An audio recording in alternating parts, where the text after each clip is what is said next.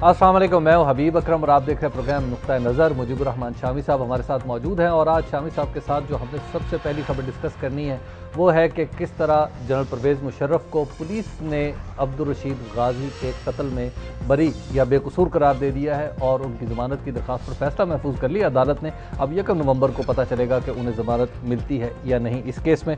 और उसके बाद फिर अफ़गान अमन अमल पर जो पेशरफ्त हुई है कि अब अफ़गान पीस कौंसल मुल्ला बरादर तक एक्सेस हासिल कर सकेगी पाकिस्तान के ज़रिए, ये भी एक नई डेवलपमेंट है, इस पर भी बात करेंगे। और फिर हम बात करेंगे ड्रोन ज़दगान की उन दास्तानों पर जो ड्रोन ज़दा फैमिली ने अमरीकी कांग्रेस को सुनाकर अफसुर्दा कर दिया और कहा जा रहा है कि हम मुतरजम भी रो पड़ी।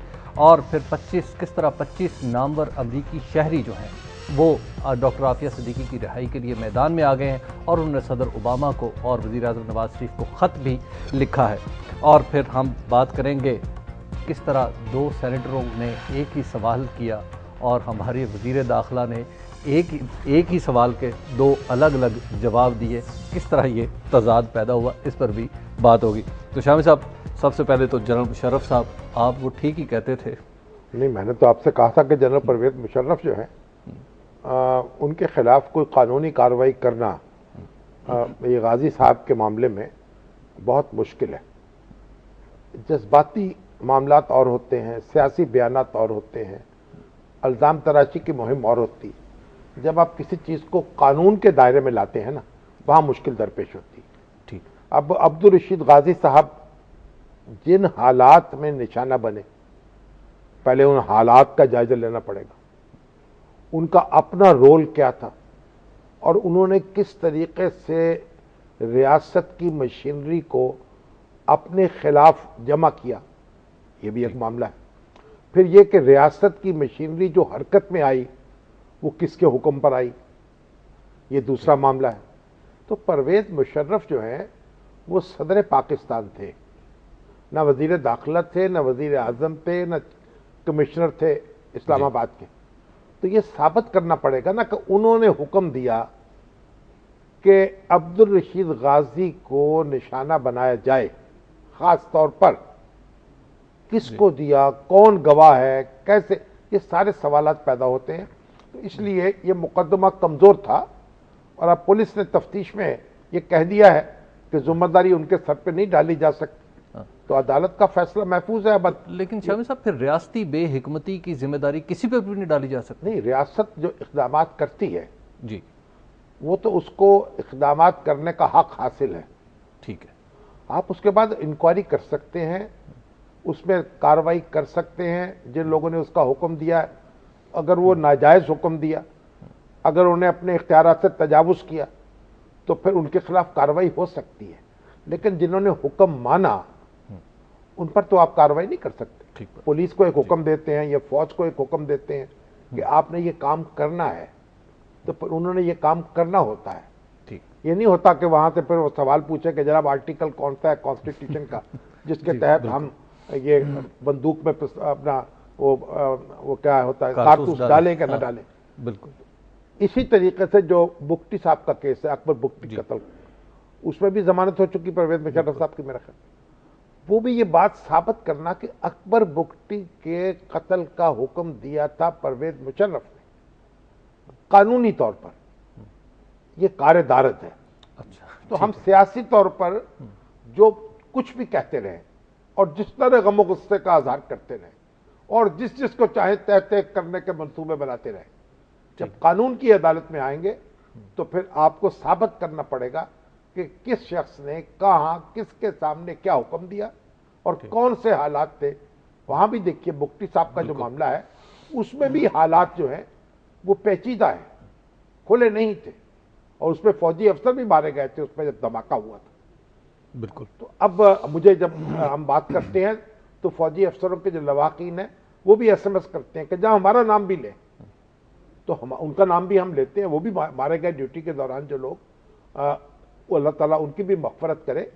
लेकिन सवाल ये है कि ये माहौल क्या था, हालात क्या थे, हुक्म क्या था, अमल क्या हुआ, कदम कदम पर एविडेंस की जरूरत है। ठीक है, जो इस केस में नहीं मिल सकता। हाँ, हेर से काम नहीं चल सकता। जी। اچھا شامی صاحب، اب ہمارے جی ہاں بتائیں. ہمارے وزیر اعظم کی میں بات کرنے لگا، جو برطانیہ میں اس وقت، اور ان کی ملاقاتیں بھی ہو رہی ہیں، انہی ملاقاتوں کا ایک نتیجہ یہ بھی ہے کہ افغان امن عمل کو ایک پیش رفت کا موقع مل گیا ہے، انہوں نے ایکسس دے دی ہے ملا برادر تک. اچھا اس پہ بھی آتے ہیں جی ابھی یعنی ترکی کا جو یوم جمہوریہ ہے نا، جی جی اس کے حوالے سے ایک تقریب تھی، ترک سفیر بھی آئے ہوئے تھے، اس اچھا میں ریسیپشن تھا، اور اس میں ہمارے بڑی ڈپلومیٹس بھی موجود تھے، ریٹائرڈ لوگ بھی موجود تھے، سیاستدان بھی موجود تھے. ترکی جو ہے پاکستان کا بہت قریبی دوست ہے، اور اب تو ان کی دوستی اور پاکستان کی دوستی میں بڑی گرم جوشی پیدا ہو چکی. جی تو سارے وہ لوگ تھے جن کو وہاں ہونا چاہیے تھا. ٹھیک. تو وہاں ایک تو بڑی دلچسپ بات میں بتاؤں، ہمارے جو وہاں ٹرکش ایئر لائن جو ہے نا، وہ اب لاہور سے براہ راست 3 پروازیں جو ہیں ان کا اہتمام کر رہی ہے ہفتے میں. اچھا. تو اس طرح استنبول لاہور سے براہ راست کنیکٹ ہو جائے گا. ویسے شہباز شریف صاحب نے تو کیا ہی ہوا ہے. ٹھیک ہے نا؟ نہیں آپ دیکھیں جانا اور آنا کتنا آسان ہوگا. اور اب لطیفہ یہ ہے کہ وہاں یہ بات ہو رہی تھی کہ جو ٹرکش ایئر لائن کے یہاں مینیجر ہیں، ان کو ویزا جو ہے 2 مہینے کا جاری کیا جاتا ہے، اور فارن آفس میں بھیجتے ہیں، 10 دن کو خاری ہوتی ہے. وہ کہنے لگے، اور وہ بات ہو رہی تھی کہ ہم ترکی نے زرداری صاحب کے دور میں یہ کہا تھا کہ ہم پاکستان کے ساتھ اپنا ویزا ختم کرنا چاہتے ہیں، ویزا کے بغیر ٹریول شروع ہوا، لیکن فائل جو ہے دب گئی اور اس پر عمل نہیں ہوا. ٹھیک. اور ابھی جب آپ ترکی جاتے ہیں تو اگر آپ کے پاسپورٹ پر امریکن یا یورپین ویزا لگا ہوا ہے تو ترکی کا ویزا لینے کی ضرورت نہیں ہوتی. ٹھیک. آپ کو آن ارائیول ویزا مل جاتا ہے. تو ٹرکش ایئر لائن کے جو مینیجر ہیں وہ بیچارے پریشان تھے کہ یہ پاکستان کا سفارت خانہ کیسا ہے، ان کی دوستی ہم سے کیسی ہے، اس کے دعوے کیسے ہیں کہ 5 سال کا ملٹیپل ویزا ہی نہیں ملا ابھی تک ان کو. اب آپ دیکھیں ایک بات تو. اچھا وہاں مجھے شمشاد صاحب مل گئے. اچھا. شمشاد احمد خان صاحب، سابق سیکرٹری خارجہ جو تھے. سابق سیکرٹری خارجہ. جی. ان سے امریکہ کے دورے پر گفتگو شروع ہو گئی. اچھا. تو انہوں نے کہا کہ جناب یہ تو دیکھیے آج تک نہیں ہوا پاکستان کی تاریخ میں کہ ہمارے صدر یا وزیر اعظم گئے ہوں امریکہ اور تیسرے دن کی ملاقات ہوئی ہے صدر امریکہ سے. اچھا. یہ تو اتنی توہین ہوئی ہے اور پروٹوکول کی اتنی خلاف ورزی ہوئی ہے جس کا تصور نہیں کیا جا سکتا. کیونکہ جب ہیڈ آف دی اسٹیٹ کہیں جاتے ہیں فوری طور پر یہ ہیڈ آف دی گورنمنٹ فوری طور پر ان کی ملاقات ہوتی ہے اب میزبان ملک کے سربراہ سے یا حکومت کے سربراہ سے. تو 3 دن وزیر اعظم جو ہیں وہ سیکرٹری سے ملتے رہے اور ادھر ادھر جاتے رہے، اور وہ سارا پروٹوکول کی خلاف ورزی میں کبھی ایک وزیر کے پاس کبھی 4 وزیروں کے پاس، اور پھر تیسرے دن ان کو ملا. تو بڑا احتجاج میں تو کرتا ہوں اس بات پر. شمس صاحب بریک کا وقت آ گیا، اور بریک کے بعد ہم اسی گفتگو کا اگلا حصہ شامی صاحب سے سنیں گے کہ پھر کیا ہوا. تو آپ دیکھتے رہیے نقطہ نظر.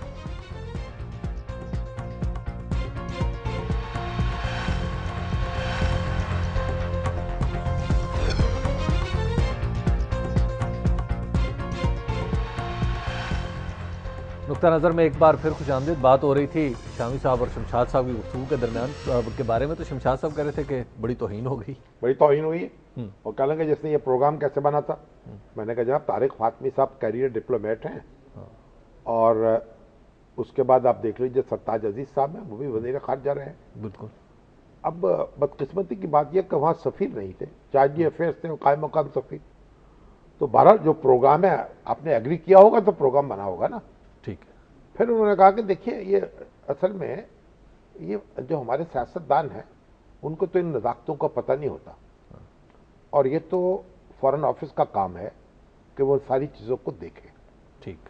اور 98 میں جب کلنٹن سے ملاقات ہو رہی تھی تو شمشاد صاحب سیکرٹری خارجہ تھے اس وقت. تو کہنے لگے جب اوول آفس جو ہے نا اس میں کوئی تقریباً 10 نشستیں ہوتی ہیں. ٹھیک. 4 ایڈز ہوتے ہیں صدر کے، میزبان کے، اور 5 نشستیں مل جاتی ہیں مہمانوں کو. ٹھیک. عام طور پر 10 لوگ ہوتے ہیں وہاں جو میٹنگ ہوتی ہے. تو وہاں منسٹر ساتھ تھے اس وقت 98 میں نواز شریف صاحب کے. تو ہر منسٹر کہہ رہا تھا میں نے بیٹھنا اوول آفس میں جانا ہے, شیروانی پہنی تھی اس نے. تو پھر انہوں نے کہا اچھا ایسا کریں جو امبیسڈر جو ہے اس کو رہنے دیتے ہیں, باقی کو لے جاتے ہیں. واہ. تو کہتے ہیں میں نے کہا کہ نہیں, امبیسڈر تو لازمن جائے گا اور میں وڈرا کر جاتا ہوں. اچھا. بس کسی طریقے سے, لیکن امبیسڈر نے مینج کر کے 5 کرسیاں وہاں اور لگوا دی, یعنی 15 کر دی ہے مجموعی تعداد. ہاں جی, پتہ نہیں کیسے امریکی مان گئے. لیکن اب کہنے لگے اس کا, لیکن میں جو سیکرٹری خارجہ تھا میں آخری کنارے پہ مجھے جگہ ملی. سیکرٹری خارجہ جو ہوتا ہے یا امور خارجہ کا جو انچارج ہوتا ہے وہ عام طور پر وزیر اعظم یا صدر کے ساتھ بیٹھتا ہے یا پیچھے بیٹھتا ہے, بالکل, تاکہ جب بھی کوئی مسئلہ وہ اس کو پوائنٹ جو ہے کیا کہتے ہیں اس کو, لقمہ دینا, لقمہ دینا. ہاں, کیا کہتے ہیں, پرومپٹنگ کرتا رہے. پرومپٹنگ کیا کہیں گے, لقمہ دینا یا اشکل دینا. تو اس کو, اور وہ جو سیکرٹری خارجہ ان کے ہوتے ہیں یا ہمارا سٹاف ہوتا ہے وہ وزیر اعظم کو یا صدر کو وہ برابر وہ پرومپٹنگ کرتا رہتا ہے. کوئی چیز رہ نہ جائے, کوئی چلی نہیں جائے, کوئی نقطہ ادھر کا ہو جائے کوئی. بالکل. اب وہاں ان کو پرومپٹنگ کرنے والا کوئی نہیں. تو انہوں نے کہا جی بعد میں کیا ہوا کہ وہ امریکنز کہنے لگے آپ نے تو سی ٹی پی ٹی پہ سائن کرنے پہ اتفاق کر لیے وزیر اعظم نے. میں نے کہا یہ کیسے ہوا, کیونکہ گفتگو ہوئی, جب تھوڑی سی خاموشی اختیار کر لی گئی تو وہ سمجھا نہیں کر گئے. تو پھر شور مچایا میں نے, اور چیز جو نہیں ہو سکی, اعلان نہیں ہوا اس طریقے سے. تو بہرحال ایک بڑی دلچسپ گفتگو تھی. پھر انہوں نے کہا دیکھیے وہ جو وزیر اعظم ہے وہ کئی پوائنٹس اپنے پاس لے کے بیٹھے ہوئے تھے. پوائنٹس تو لے کے بیٹھنا ٹھیک ہے, لیکن سے معلوم ہوتا تھا کہ نہ تیاری کی گئی نہ کرائی گئی. اچھا, اب بڑی دلچسپ بات میں آپ کو بتاؤں. جنیجو صاحب جو تھے نا, محمد خان جنیجو, جب وزیر اعظم بنے تو خارجہ امور کے بارے میں ان کا علم بھی بڑا واجبی تھا. وہ تو حسن اتفاق سے یا سوء اتفاق سے وزیر اعظم بن گئے. بننے کے بعد اگرچہ کہ انہوں نے ایک بڑے اچھے طریقے سے بہیو کیا, بڑا ایک ڈگنیفائڈ. اب ان کا دورہ آ گیا امریکہ کا, اور معاملہ یہ ہو گیا کہ ان کو تو اب دیکھیں سوال گندم جواب چنا کیا ہوگا. چودھری شجاعت حسین جو تھے وہ وزیر اطلاعات تھے. ٹھیک. تو انہوں نے مجھ سے گفتگو کی, خیر جو نیچر صاحب سے بھی گفتگو ہوئی کہ اس کا کیا کیا جائے, کیسے سوالوں کا سامنا ہوگا, کیا ہوگا.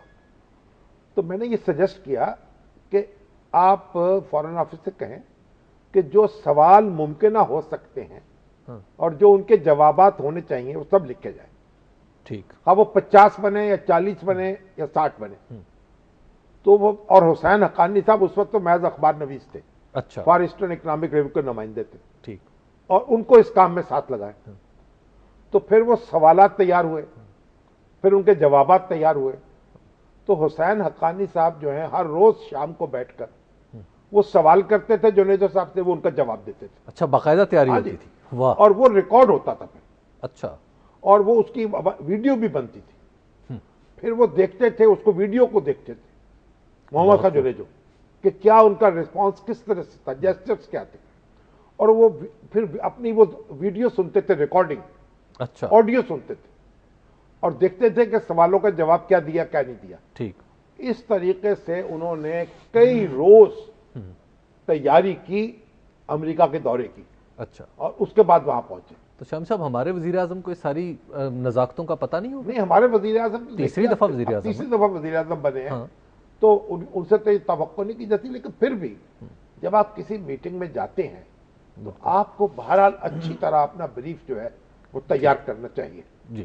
تو شامی صاحب اس وقت تو ہمارے وزیر اعظم برطانیہ میں, یہاں پہ ویسے وہ ترتیب صحیح رہی ہے, پہلی ملاقات انہوں نے وزیر اعظم سے کری. وہ ٹھیک ہے, مطلب یہ تو اب وہاں تو دورہ بھی اس نوعیت کا نہیں تھا. بالکل. اور یہیں سے جو امن عمل کے راستہ نکلا شامی صاحب. اصل میں تو جو اقتصادی عالم اسلام کا اقتصادی فورم ہے اس کا اجلاس تھا, جو اہمیت زیادہ تو تھی.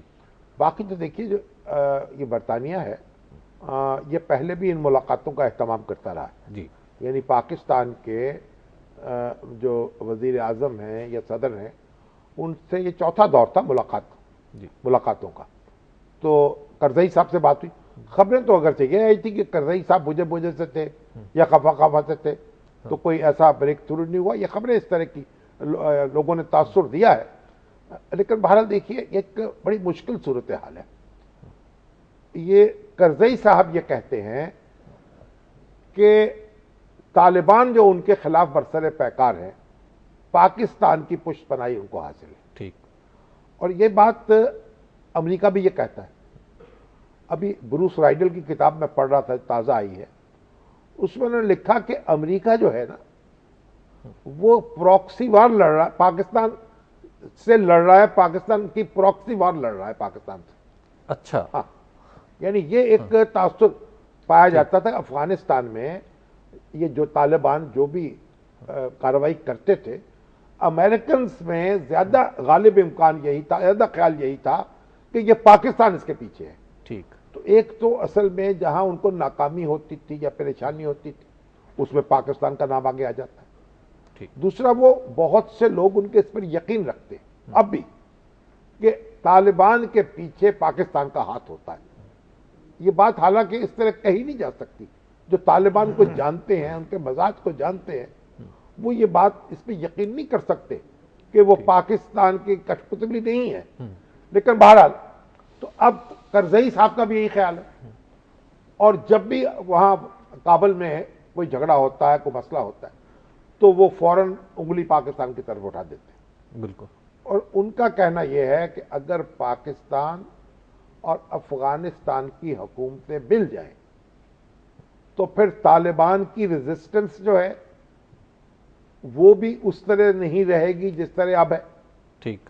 اور وہ پھر وہ سسٹم کے ساتھ مصالحت کرنے پر تیار ہو جائیں گے.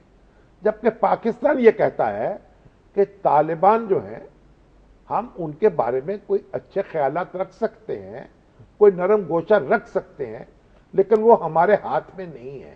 ٹھیک. ہم ان سے اٹھک بیٹھک نہیں کرا سکتے.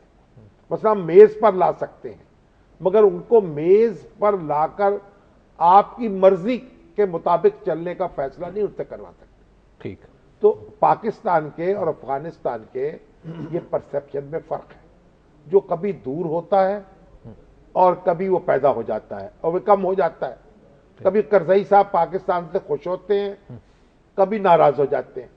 اور ابھی بھی لگتا یہ ہے کہ خوشی اور ناراضگی کے درمیان یہ ایک سفر جاری رہتا ہے. ٹھیک. اب انہوں نے کہا جی ملا برادر جو ہیں، جو طالبان کے رہنما ہیں، اور میرا خیال ہے کہ جو ملا عمر ہیں ان کے نمبر 2 کہا جاتے ہیں، برادر نسبتی ہیں. اچھا. رشتہ دار بھی. اور برادر نسبتی ہیں، بہت قریبی تعلق ہے ان کا. اور افغان فوج کے یعنی طالبان کی فوج کے کمانڈر تھے. بڑی ایک ان کے بعد دوسری بڑی شخصیت ہے طالبان کی. اب ان کی جو رہائی تو کرزئی صاحب مطالبہ کر کے ہمارے حوالے کیا جائے، کیونکہ وہ افغان حکومت ہم ہیں اور وہ افغانستان کے رہنے والے ہیں، اس لیے آپ نے ان کو رہا کر دیا، اب ہمارے سپورٹ کر دیجئے. ٹھیک. پاکستان اس پہ ابھی تک تیار نہیں ہوا، ہو بھی نہیں سکتا. تو مگر یہ کہہ دیا کہ آپ ان سے رابطہ کر سکتے ہیں. جو پیس کونسل ہے جس کے سربراہ برہان الدین ربانی صاحب تھے، جی. اور ان کو شہید کر دیا گیا. جب وہ شہید کیا گیا تو اس کا بھی جو الزام پاکستان کے ساتھ آ گئے. اب وہ کہتے کوئٹہ میں سازش تیار ہوئی، لیکن بہرحال اب برہان الدین ربانی کے صاحبزادے جو ہیں وہ اس پیس کونسل کے سربراہ ہیں. یعنی وہ تو مجاہد ہیں، جیسے طالبان ہیں ویسے ہی وہ مجاہد کے بیٹے مجاہد ہیں. ٹھیک. تو اب انہوں نے کہا جی آپ اس کو پیس کونسل جو ہے وہ آ کے ان سے بات کر لیں، کہ مصالحت کا کام اسی کے ذمہ ہے اس کونسل. بالکل. اب وہ برادر صاحب سے آ کے گفتگو کر لے اور دیکھے کیا بریک تھرو ہوتا ہے.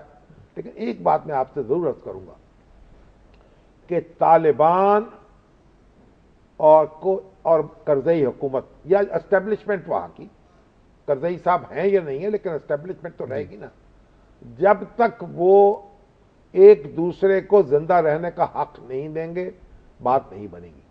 اور 1999 میں جو فوجیں روس کی واپس گئی تھی تو پاکستان ISI کا اور CIA کا دونوں کا تجزیہ یہ تھا کہ یہاں حکومت قائم نہیں رہ سکے گی نجیب اللہ کی طرح، اور یہ خود بخود کولیپس کر جائے گی.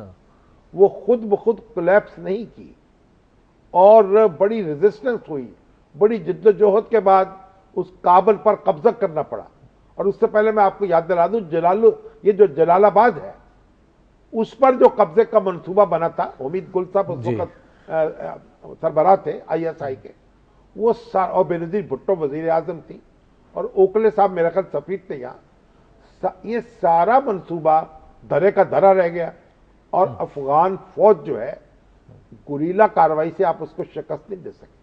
ٹھیک، تو اب وہ غلطی اندازے کی دوبارہ نہ دہرا لی جائے کہیں، اب کوئی سیٹ اپ بنا کے آگے بن جایا جائے، جی۔ اور سب فریق، تمام فریق جب تک ماضی سے سبق نہیں سیکھیں گے اس وقت تک چین نہیں آئے گا، اور اگر وہاں چین نہیں آئے گا تو یہاں بھی چین نہیں آئے گا۔ اور ہمارے پروڈیوسر کو بھی چین نہیں آئے گا اگر ہم نے بریک لی، مسلسل میرے کان میں چیخ بریک نہ رہے لی ہیں۔ تو۔ جی بریک لے لیتے ہیں، بریک کے بعد گفتگو آگے بڑھائیں گے، آپ دیکھتے رہیے نقطہ نظر۔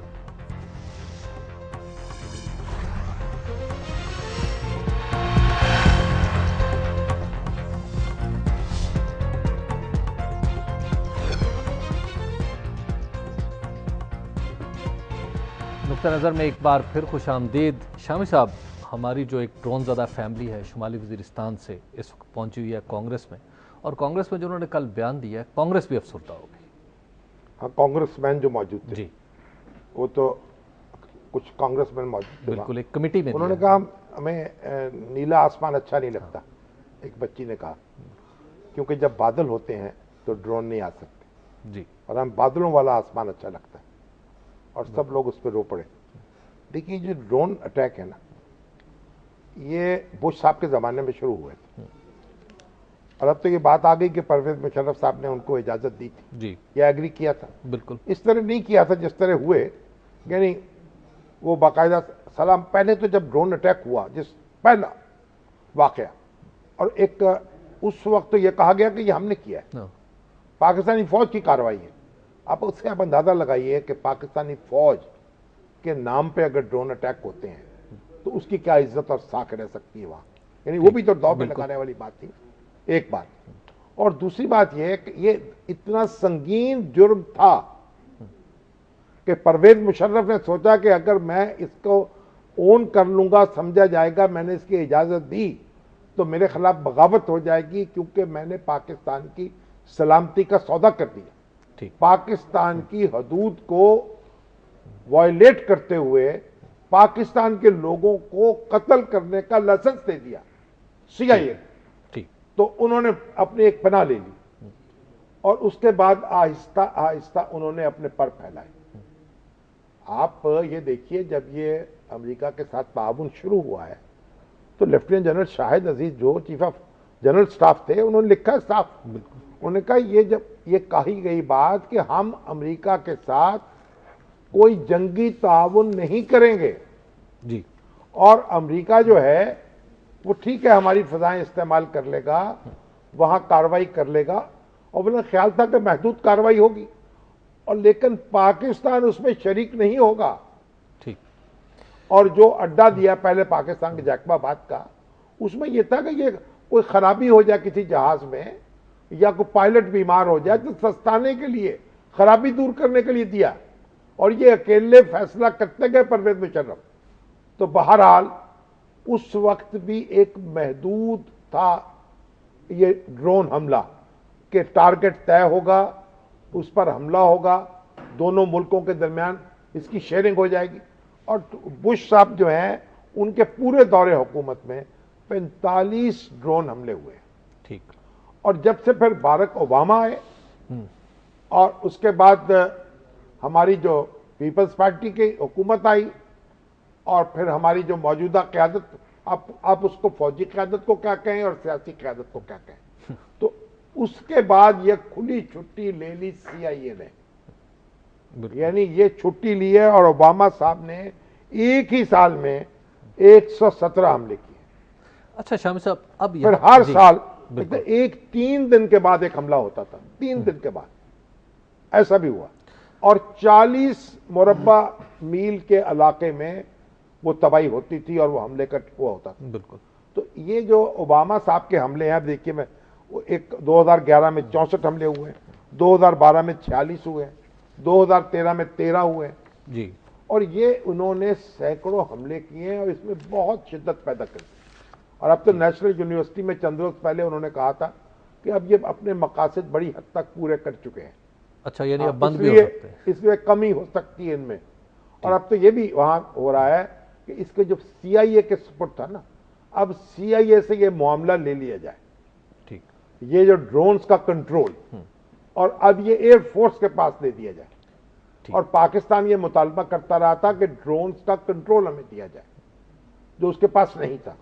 لیکن شامی صاحب آج جو ہے ایک امریکی کانگریس مین نے ایک آپ بڑی تو دلچسپ دیکھیے بات فلم کی، جی وہ جمائمہ خان نے، جی بالکل، امریکنز ان کے ساتھ مل کے ایک فلم بنائی ہے جو ہمیں توفیق نہیں اس طرح کی فلم بنانے کی، اگرچہ اس کی ایک محدود کوریج ہے اور وہ سارے حملوں کو کور نہیں کرتی، لیکن آپ اس فلم کو دیکھیں تو آپ کی آنکھیں جو ہیں پانی کو روک نہیں سکتی۔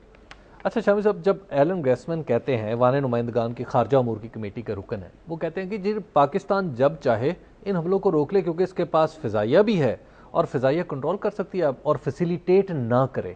ہاں تو پاکستان اب یہ جواب دینا چاہیے پاکستان کو اس کا، کیونکہ نواز شریف صاحب تو نواز شریف صاحب کی حکومت ہے نا، ان کا تو بڑا کلیئر موقف ہے، اور ابھی تو جو ہمارے مقامی شدت پسند ہیں وہ بھی یہ کہہ رہے ہیں کہ ڈرون بند کر دیں گے تو ہم بھی اپنی کاروائیاں بند کر دیں گے، گویا آدھا مسئلہ تو آپ کا ختم ہو جائے گا ڈرون سے ہی۔ جب مسلح کاروائیاں بند ہوں گی تو آدھا مسئلہ تو ختم ہو گیا۔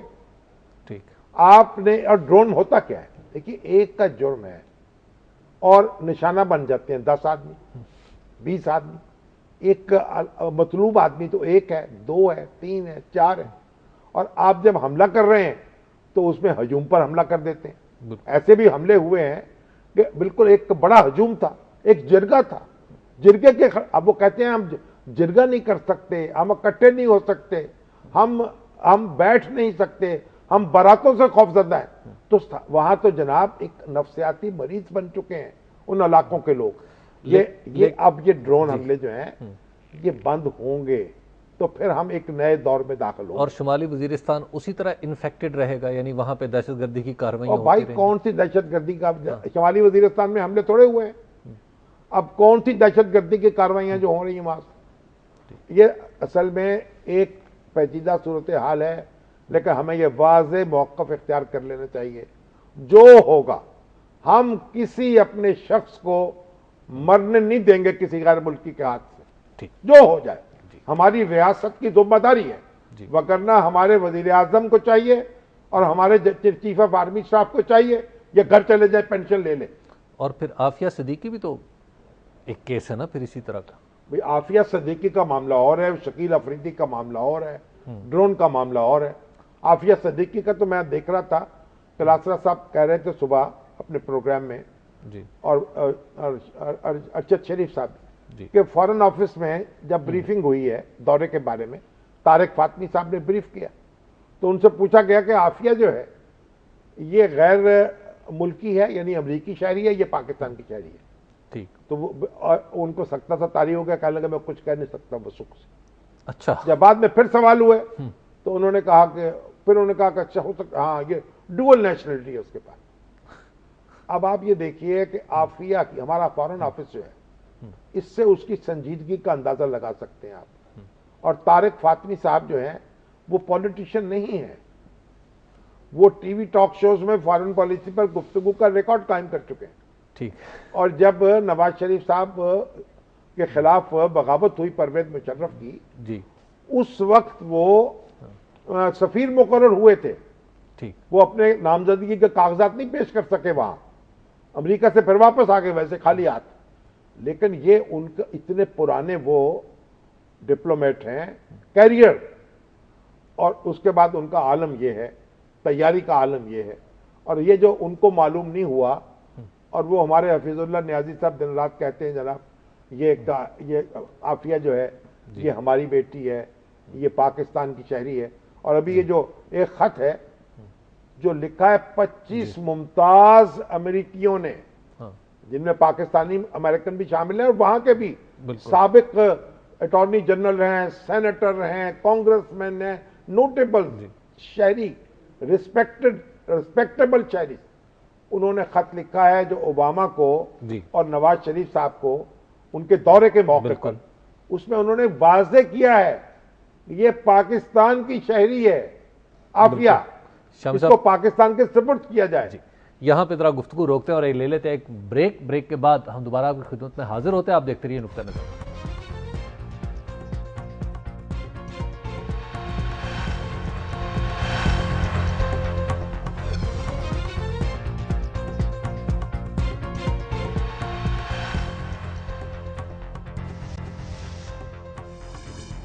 نقطہ نظر میں ایک بار پھر خوش آمدید. ابھی شامی صاحب جس خط کا ذکر کر رہے تھے کہ 25 نامور امریکنز نے صدر اوباما اور وزیر اعظم نواز شریف کو جو خط لکھا ہے. آپ یہ دیکھیے کہ اس میں سابق اٹارنی جنرل رمزے کلارک بھی ہیں. ان کے ایسے لوگ ہیں جو 10-12 سال سینیٹر رہے ہیں, جو کانگریس میں رہے ہیں, جو آج بھی کئی اسٹیٹ کونسلر ہیں, دانشور ہیں. یعنی ان میں پاکستانی امریکنز بھی ہیں, لیکن ان کی تعداد کم ہے. جو امریکن یعنی وہ ہے کیا کہنا چاہیے نجیب الطرفین امریکن جو ہیں, ان کی تعداد کتنی ہے اور وہ کیا کہہ رہے ہیں. یہ بات ہمارے دانشوروں کو سمجھ میں نہیں آ رہی, جو وہ ان کو سمجھ میں آ گئی ہے. اور اگر بات یہ ہے کہ ہمارا فارن آفس جو ہے, اگر کسی کو شبہ ہے کہ یہ عافیہ صدیقی ہماری نیشنل نہیں ہے تو وہ ڈاکومنٹس پیش کر دیں. بالکل, یہ شکوک و شبہات میں کو پیدا ہو رہے ہیں خام خواہ. تو شامی صاحب ہم نے اس خط کو, انگریزی میں خط تھا, اس کو اردو میں ٹرانسلیٹ کیا ہے اور اپنے ناظرین کی ویب سائٹ پر بھی ڈال دیں تاکہ لوگ اسے خود دیکھ سکیں. خط پہ دستخط کرنے والے کون لوگ ہیں. بالکل, آپ دیکھیے جی, دیکھیے اور سنیے وہ خط کیا ہے. عزت مآب صدر باراک حسین اوباما اور وزیر اعظم نواز شریف, ہم لوگ پاکستانی شہری ڈاکٹر عافیہ صدیقی کے معاملے کی طرف توجہ دلانا چاہتے ہیں, جو بغیر کسی قانونی حیثیت کے امریکہ میں موجود ہیں. ہمیں اس امر پر تشویش ہے کہ حکومت پاکستان کی طرف سے ان کی بار بار وطن واپسی کے تقاضوں کے باوجود وہ غیر ضروری طور پر اپنے وطن اور خاندان سے ہزاروں میل دور امریکہ کی ایک وفاقی جیل میں قید ہیں. اس کے علاوہ ان پر گزرنے والی 10 سالہ مصیبتوں کے باعث ان کی گرتی ہوئی جسمانی اور دماغی صحت بھی ہمارے لیے بے چینی کا باعث ہے. دونوں ملکوں نے ماضی میں کئی ایسے مواقع ضائع کیے ہیں جب ڈاکٹر عافیہ کو ان کے خاندان سے ملایا جا سکتا تھا. ان میں سے ایک موقع تو 2 سال پہلے اس وقت آیا تھا جب امریکی حکومت کے ایک کانٹریکٹر ریمنڈ ڈیوس نے دن دہاڑے 2 پاکستانی شہریوں کو انہی کی سرزمین پر قتل کر دیا تھا. جب امریکی حکومت نے ریمنڈ ڈیوس کو واپس امریکہ کے حوالے کرنے کا مطالبہ کیا تو اس وقت بھی ڈاکٹر عافیہ کے خاندان اور قانونی مشیر نے درخواست کی تھی کہ ریمنڈ ڈیوس کے بدلے ڈاکٹر عافیہ کو وطن واپس لایا جائے. بدقسمتی سے اس وقت پاکستانی قائدین ڈاکٹر عافیہ کے لیے کچھ نہ کر سکے. امریکی شہری ہونے کے ناطے ہمیں یہ بھی مایوسی ہے کہ یکے بعد دیگرے بش اور اوباما انتظامیہ نے بھی SMIT اور برانڈ سے تعلیم یافتہ غیر معمولی صلاحیتوں کی حامل نیورو سائنٹسٹ اور ماہر تعلیم خاتون کے معاملے سے لا تعلقی اختیار کیے رکھی. مسلسل بدلتے ہوئے الزامات کی بنیاد پر ایک اعلیٰ تعلیم یافتہ مسلمان خاتون کے ساتھ ہونے والی اس زیادتی کی وجہ سے حالت یہ ہو گئی ہے کہ جب ہم ملالہ یوسفزئی کی حمایت بھی کرتے ہیں تو اسے دہشت گردی کے خلاف نام نہاد جنگ کا پروپیگنڈا بھی سمجھا جاتا ہے. جس جنگ کی ہم بات کر رہے ہیں اس کے بارے میں بہت سے لوگوں کا یہ تاثر بھی ہے کہ یہ مسلمانوں کو دوبارہ زیر نگی کرنے کی کوشش ہے. ہم اس بات پر بھی بہت رنجیدہ ہیں کہ ڈاکٹر عافیہ صدیقی کے بچوں کو پاکستان میں 10 سال تک اپنی ماں کے بغیر گزارنے پڑے ہیں اور اپنی ماں کی واپسی کے لیے ان کی ہر درخواست کو نظر انداز کر دیا گیا. میاں نواز شریف کی حالیہ انتخابات میں کامیابی کے بعد ہمیں حوصلہ ہوا کہ نئی حکومت ڈاکٹر عافیہ صدیقی کی پاکستان واپسی کے لیے اقدامات کرے گی. آج تاریخ کے اس اہم موڑ پر ہیں جب پاک امریکہ باہمی تعلقات کا ایک نیا باب کا آغاز ہو رہا ہے. دونوں حکومتوں کے پاس کئی راستے ہیں کہ وہ قانونی تقاضوں کو پورا کرتے ہوئے ڈاکٹر عافیہ صدیقی کی وطن واپسی کی راہ ہموار کر سکیں. اس مسئلے کے حل کی صورت میں نہ صرف پاکستان بلکہ مسلم دنیا میں امریکہ کے بارے میں تاثر بہتر ہوگا. جیت لینے کی اس کوشش کے نتیجے میں اعتماد کی ایسی فضا پیدا ہوگی جو باہمی تعاون کے لیے مددگار ہوگی. ہم اوباما انتظامیہ پر بھی زور دیتے ہیں کہ اس 10 سالہ نا انصافی کے خاتمے کے لیے فوری طور پر حرکت میں آئے اور ڈاکٹر عافیہ کو جی آپ نے دیکھا اور سنا یہ خط شامی صاحب. اب اس خط کو پڑھیے, اس کے مندرجات دیکھیے. دیکھیے یہ جو ریمنڈ ڈیوس تھا اس کو آپ کی عدالت اگر سزا دیتی اور وہ امریکی شہری تھا, آپ کی عدالت سے سزا یافتہ تھا. یہ پاکستانی شہری تھی, وہاں کی عدالت سے سزا یافتہ تھا. دونوں کا تبادلہ ہو جاتا ہے آسانی سے, بشرطے کہ ہم اسے پاکستانی شہری مانتے نہیں مانتے. اب وہ کہہ رہے ہیں تو ہم ثابت کریں کہ وہ نہیں ہے شہری یا اس کے پاس امریکن نیشنلٹی ہے. انہوں نے تو اپنے خط میں تو پہلے فکرے میں کہا ہے کہ پاکستانی شہری. بالکل. تو بات یہ ہے, ہمیں حقائق, یہ وزارت خارجہ ہے, یہ ہمارے جو دانشور جو کہہ رہے ہیں یہ بات, وہ وثوق سے چیزیں کر دیں, پیش کریں ڈاکومنٹس. اور اگر وہ ڈوئل نیشنلٹی بھی اس کے پاس ہے تب بھی اس کا مطلب یہ نہیں ہے کہ اسے ظلم کا نشانہ بنایا جائے. تب بھی اس کی سنوائی ہونی چاہیے، لیکن پھر معاملے کی نوعیت بدل جاتی ہے۔ ٹھیک، اگر وہ صرف پاکستانی شہری، اب دیکھیے آپ، یہ امریکہ کے دانشور ہیں، امریکہ کے سینئر سٹیزنز ہیں جو یہ بات کہہ رہے ہیں، اور یہاں بات سمجھ میں نہیں آ رہی۔ شامی صاحب اگلی خبر کی طرف چلتے ہیں، اور اگلی خبر بھی اسی طرح کی ایک تضاد بیانی ہے، اور وہ ہے ہمارے وزیر داخلہ پہ۔ یعنی سینٹ میں جی، ایک ہی سوال کیا ہے دو سینیٹرز اور جواب آئے ہیں دو الگ الگ۔ ویسے شامی صاحب اس کی تو داد دینی چاہیے، تفصیل چودھری نثار صاحب کو تو بڑے ذمہ دار آدمی سمجھا تفصیل جاتا ہے۔ بتایا شامی صاحب چودھری نثار جو سیکرٹری صاحب نے نیچے سے ڈپٹی سیکرٹری نے بنایا، سینیٹر زاہد پیش کر خان دیا جو ANP والے تھے، انہوں نے سوال کیا کہ آپ یہ بتائیں کہ آپ کی حکومت نے جب سے سنبھالا ہے اقتدار تو اس وقت سے اب تک صوبہ وائز دہشت گردی کے کتنے واقعات ہوئے ہیں، ان میں کتنے لوگ شہید ہوئے ہیں، عام آدمی کتنے تھے، اور لا انفورسمنٹ ایجنسیز کے کتنے تھے۔ اب شامی صاحب اس کا جو جواب آیا وہ بڑا دلچسپ ہے۔ وہ کہتے ہیں کہ جناب مجموعی واقعات تھے 413، اور یہ زاہد خان کو بتایا 167 ایسے لوگ تھے جن کا سیکیورٹی ایجنسی سے تعلق تھا، وہ شہید ہوئے، اور 191 لوگ تھے جو عام تھے، اور 358 ہے یہ ٹوٹل۔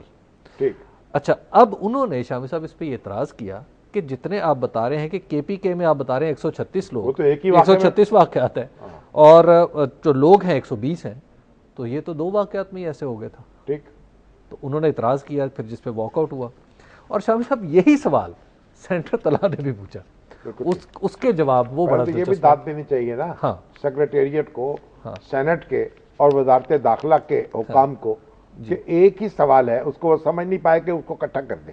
اب جواب دوسرا دیا، اس میں دیا ہے 636، پہلے 437 ہیں، اب 636 واقعات ہو گئے ماشاءاللہ۔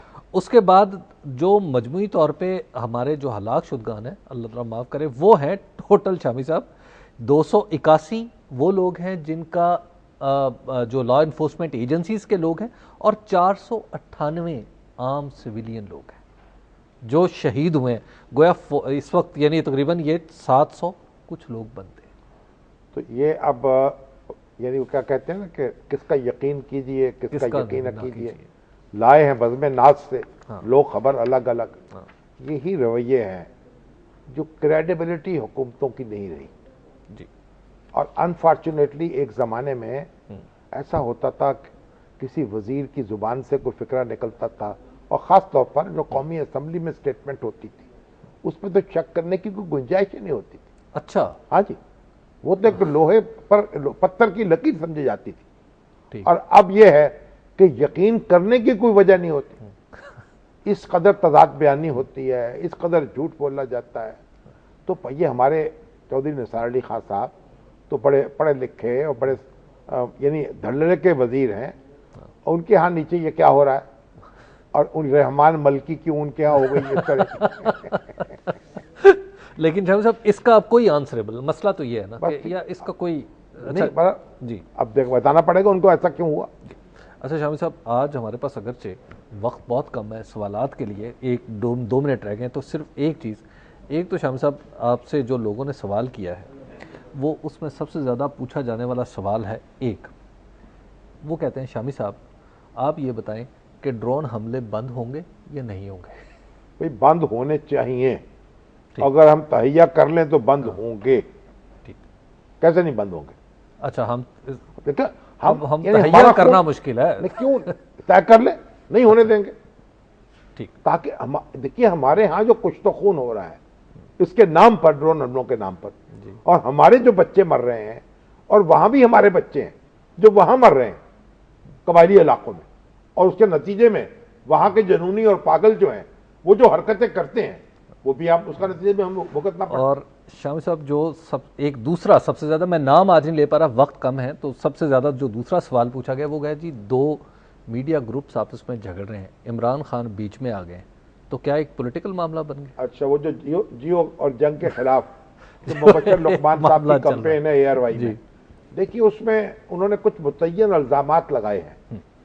اب جیو جنگ کی طرف سے اعلان کیا گیا تھا کہ آج ہم اپنا نقطہ نظر پیش کریں گے، الزامات کا جواب دیں گے اپنی ویب سائٹ پر، تو ابھی تو ان کی ویب سائٹ پر کوئی ایسی چیز نہیں آئی، جب آئے گی تو پھر ان کے جوابات ہمیں سامنے آئیں گے، پھر اندازہ ہو سکے گا کہ الزام میں کتنا وزن ہے اور اس کے جواب میں کتنا وزن ہے۔ ابھی ہم اس پہ کیا کہہ سکتے ہیں؟ لیکن عمران خان بیچارے آ گئے، عمران خان بیچ میں آ گئے ہیں، کیونکہ عمران خان نے یہ کیا کہہ دیا تھا، انہوں نے کہا تھا کہ تحقیقات ہونی چاہیے سب، تو اس پر سنا ان کو لیگل نوٹس دے دیا گیا جی، اور شیریں مزاری میدان میں آ گئی ہیں۔ اصل میں تو عمران خان نہیں آئے، شیریں مزاری آئی ہیں۔ انہوں نے کہا ہم تو واپس نہیں لیتے اپنے الفاظ، تو چلیے جو کرنا ہے کر لو۔